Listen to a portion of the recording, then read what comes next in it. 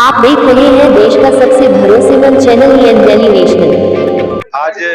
आज गोरखपुर में गोरक्ष प्रांत अखिल भारतीय विद्यार्थी परिषद द्वारा प्रतिभा सम्मान समारोह का आयोजन किया गया था, जिसमें विभिन्न विद्यालयों के जिन बच्चों ने उत्कृष्ट अंक प्राप्त किए हैं उन सभी का सम्मान हो रहा है।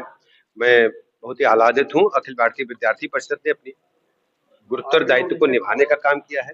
बच्चों को एक बड़ा प्लेटफॉर्म मिलने से उनके जीवन में आगे बढ़ने के लिए प्रेरणा आएगी।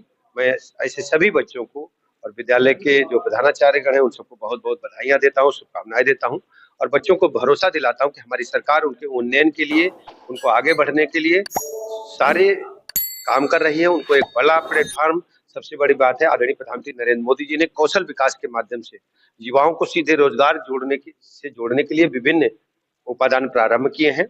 मैं अखिल भारतीय विद्यार्थी परिषद का अभिनंदन करना चाहता हूं और बच्चों को इस बात का भरोसा दिलाता हूं कि हमारी सरकार लगातार उनके लिए काम कर रही है। यदि कहीं कोई आवश्यकता है तो हमें लिखें, हम लगातार उनके संपर्क में रहकर उनके जीवन में हर पहलू में खुशियां लाने के लिए, उनको जीवन में सफल होने के लिए राउंड द क्लॉक अपने बच्चों के साथ, अपने स्टूडेंट्स के साथ खड़े मिलेंगे। अखिलेश यादव जी आज संसद के बगल में एक मस्जिद में बैठक कर रहे हैं। आप जानते हैं अखिलेश यादव जी की पार्टी और अखिलेश यादव जी स्वयं तुष्टीकरण की राजनीति के तहत ऐसे कृत्यों को अंजाम देते रहते हैं। इनका भारत के संविधान पर कोई भरोसा नहीं है। भारत के संविधान में स्पष्ट रूप से उल्लेखित है कि राजनीतिक कार्यों के लिए हम धर्म का इस्तेमाल नहीं करेंगे, लेकिन वहां जाकर के राजनीतिक बैठक करना बहुत ही दुखद है। उत्तर प्रदेश की जनता इन्हें कभी माफ नहीं करेगी और ये समय समय पर जो बयान आते हैं नमाजवादी ही बनकर के रहते हैं और केवल ये तुष्टीकरण की राजनीति के तहत ऐसा काम जी जी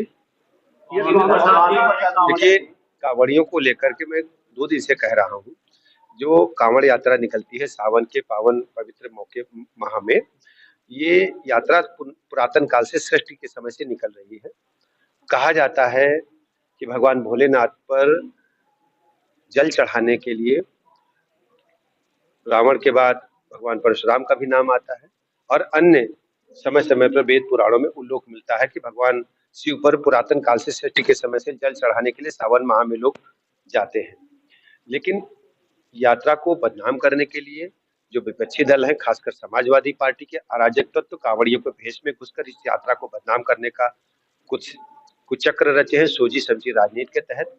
ऐसे सभी लोगों को चिन्हित करके हमारी सरकार कड़ी कार्रवाई करेगी। हम कानून व्यवस्था को मेंटेन करेंगे, जो भी कानून तोड़ेगा उसके खिलाफ कड़ी कार्रवाई।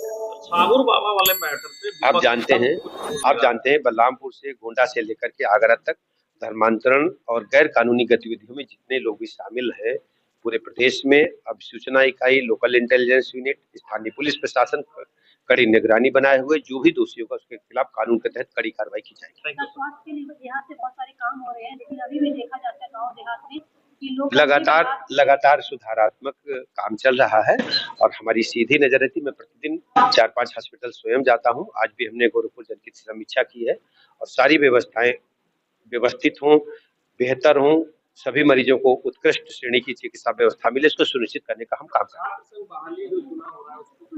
हम बाद में बात करेंगे।